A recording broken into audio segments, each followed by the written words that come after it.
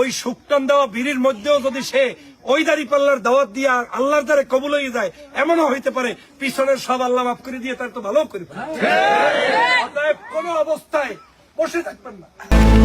ঝালকাঠি 1 আসনে জামাত ইসলামের মনোনীত প্রার্থী ডক্টর ফজলুল হক বলেছেন, জীবনে কোনোদিন ইবাদত করার সুযোগ না পেলেও কেউ যদি বিড়িতে শুকটান দিতে দিতে দাঁড়িপাল্লার দাওয়াত দেয়, তাহলে আল্লাহ চাইলে তার আগের সব গুনাহ মাফ করে দিতে পারেন।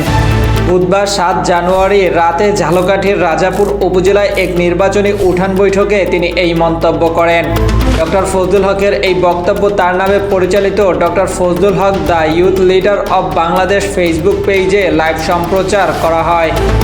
পরদিন বৃহস্পতিবার রাতে ভিডিওটি সামাজিক যোগাযোগ মাধ্যমে ছড়িয়ে পড়লে তা দ্রুত ভাইরাল হয়ে যায় এবং ব্যাপক আলোচনা সমালোচনার জন্ম দেয়। লাইভ চলাকালে ডক্টর ফজলুল হক আরও বলেন, দৈনিক যারা 5টি থেকে 10টি বিড়ি খান, তারা যদি বিড়ির দোকানে গিয়ে বিড়ি ধরিয়ে শুকটান মারতে মারতে দেশের অবস্থা নিয়ে কথা বলেন এবং বলেন যে দাড়িপাল্লা ছাড়া দেশে আর মানুষ দেখা যায় না, তাহলেও সেটি আল্লাহর কাছে কবুল হতে পারে।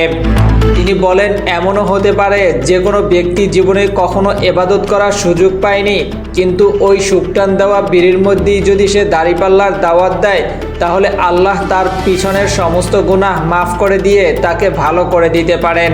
তবে তিনি দাবি করেন এসব কথা তিনি গল্পের ছলেই বলেছেন। পুরুষ ভোটারদের উদ্দেশ্যে তিনি বলেন, এখন থেকে 5 টাকার চা খাবেন এবং 15 টাকার গল্প করবেন। চায়ের দোকানে বসে বলবেন সব জায়গায় ডক্টর ফজলুল হকের দাড়িপাল্লার জয় জয়কার চলছে। তার মতে এভাবে কথা বললে আশেপাশের আরও 5-10 জন একই কথায় যুক্ত হবে। এছাড়া নারী ভোটারদের উদ্দেশ্যে ডক্টর ফজলুল হক বলেন, প্রতিদিন বিকেলে উঠানে বসে গল্প করার অভ্যাস থাকলেও এখন থেকে আর ফ্রি মাথা আঁচড়ানো যাবে না। আবির মাথায় চিরুনি রেখে দাড়িপাল্লার কথা বলতে হবে। এতদিন অন্যের কথা শোনা হয়েছে, এবার নিজের কথা শোনানোর সময় এসেছে বলেও মন্তব্য করেন তিনি।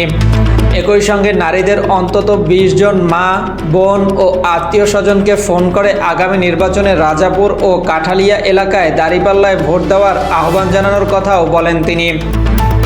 এই বক্তব্য ছড়িয়ে পড়ার পর সামাজিক যোগাযোগ মাধ্যমে মিশ্র প্রতিক্রিয়া দেখা গেছে। কেউ এটিকে নির্বাচনী প্রচারের ভিন্ন কৌশল হিসেবে দেখছেন, আবার কেউ ধর্মীয় বিষয়কে ভোট প্রচারের সঙ্গে জড়ানোর বিষয়ে প্রশ্ন তুলছেন। মাহাদি হাসান, এমটি টাইমস।